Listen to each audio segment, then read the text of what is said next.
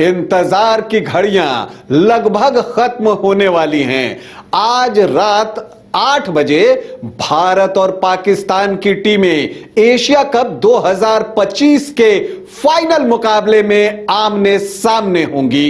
Asia cup के 41 सालों के इतिहास में यह पहला अवसर है जब भारत और पाकिस्तान की टीमें फाइनल में भिड़ने के लिए तैयार हैं। तो इस मुकाबले में किस टीम का पलड़ा रहेगा भारी और कौन सी टीम मारेगी बाजी और दोनों तरफ के प्लेइंग 11 क्या होंगे, इसी पर आपसे चर्चा करूंगा। साथ ही आंकड़े भी आपको समझाने की कोशिश करूंगा। नमस्कार, आप देख रहे हैं न्यूज बाइस्कोप और मैं हूं राकेश रंजन। भारत और पाकिस्तान के बीच एशिया कप 2025 का महामुकाबला आज रात 8 बजे से खेला जाएगा।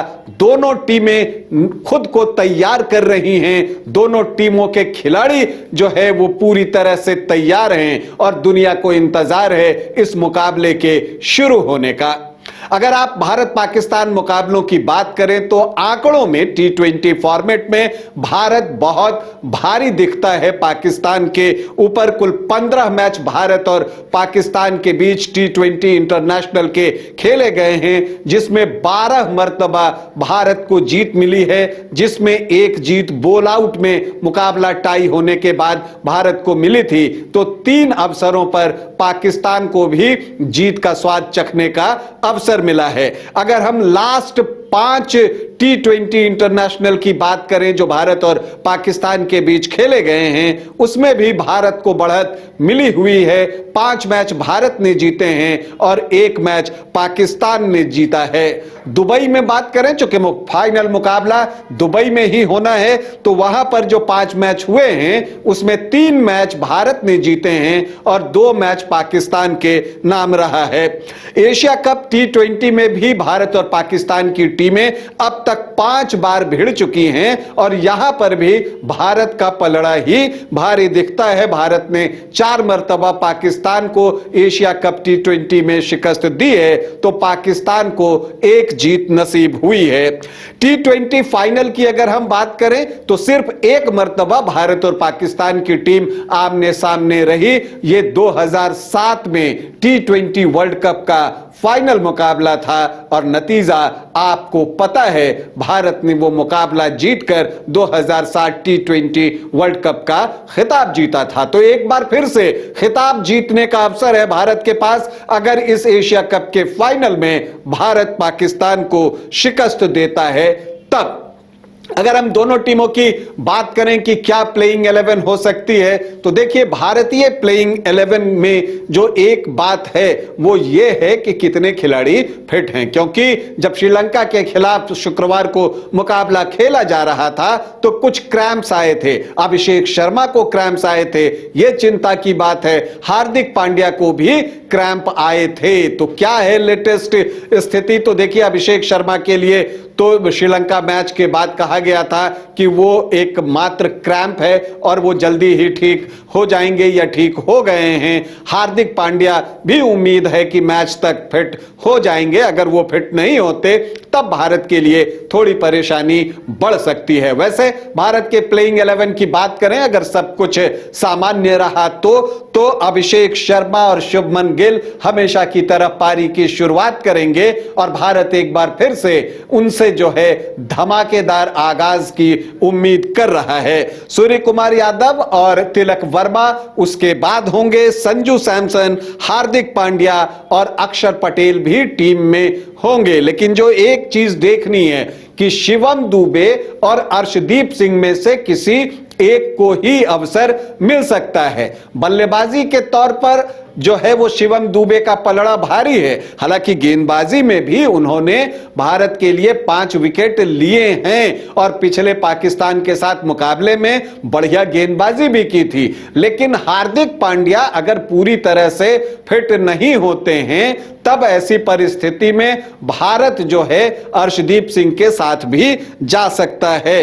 इसके अलावा अगर आप देखें तो कुलदीप यादव, जसप्रीत बुमराह और वरुण चक्रवर्ती का खेलना ऑलमोस्ट तय है। जहां तक पाकिस्तान की बात है तो साहिबजादा फरहान के साथ फखर जमा पारी की शुरुआत कर सकते हैं। दोनों चाहेंगे कि तेजी से रन बनाएं, जैसा कि पिछले मैच में उन्होंने जसप्रीत बुमराह पर हमला बोला था। एक बार फिर से उनकी कोशिश होगी कि जसप्रीत बुमराह को सेटल डाउन नहीं होने दिया जाए। 3 नंबर पर आपको सैम अयूब दिखेंगे।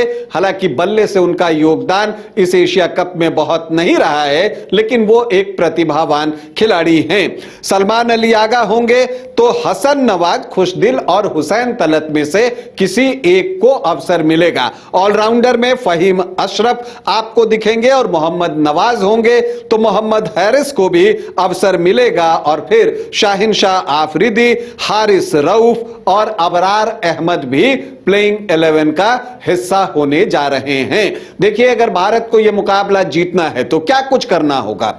करना यह होगा कि मिडिल ओवर्स में भारत को बल्लेबाजी अच्छी करनी होगी। अब तक इस एशिया कप में भारत को स्टार्ट तो जबरदस्त मिला है, लेकिन कई मैचों में मिडिल ऑर्डर में भारत राह से भटक गया है और वहां पर उसने धीमी बल्लेबाजी ही नहीं की, विकेट भी गंवाए हैं। अभिषेक शर्मा पर जो है ज्यादा डिपेंडेंसी दिखी है। ऐसे में कप्तान सूर्य कुमार यादव पर बड़ी जिम्मेदारी होगी। बड़ा मैच है तो वो बड़े मैच के खिलाड़ी माने जाते हैं, तो आज हम उम्मीद करें कि सूर्य कुमार यादव के बल्ले से एक बेहतरीन पारी निकल कर आएगी।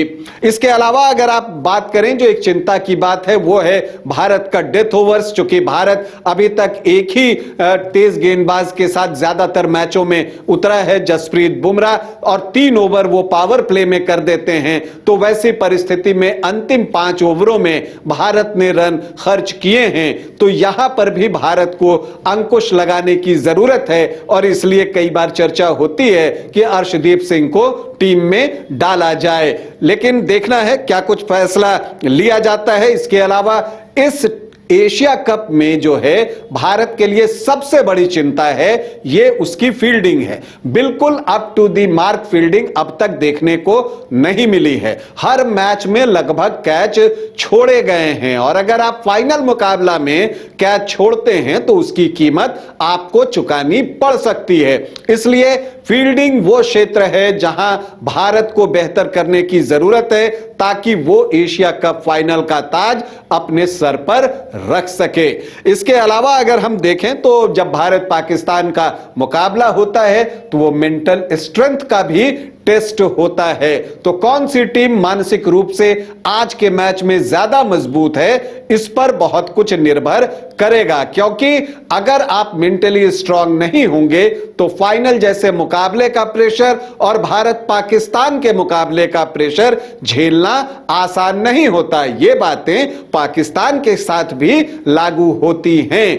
तो एक दिलचस्प मुकाबले की उम्मीद आज हम कर रहे हैं। हालांकि अगर आप दोनों टीमों की का कंपैरिजन करें और मैन टू मैन अगर ये आप कंपैरिजन करें तो भारत का पलड़ा आज के फाइनल में भी मजबूत दिख रहा है। अगर पाकिस्तान जीतेगा तो उसे आप उलटफेर कह सकते हैं, लेकिन भारत ही हॉट फेवरेट होकर आज के फाइनल में जा रहा है। बस जरूरत इस बात की है कि भारतीय खिलाड़ी बाहर क्या कुछ हो रहा है उन बातों की अनदेखी करें, उसको इग्नोर करें। अगर बाहर की बातों को वो भूलकर सिर्फ गेम पर कंसंट्रेट करते हैं तो एशिया कप का ताज भारत के सर ही सजेगा। टीम इंडिया को हमारी ढेरों शुभकामनाएं। अभी आपसे अनुमति चाहेंगे, इजाजत दें, नमस्कार।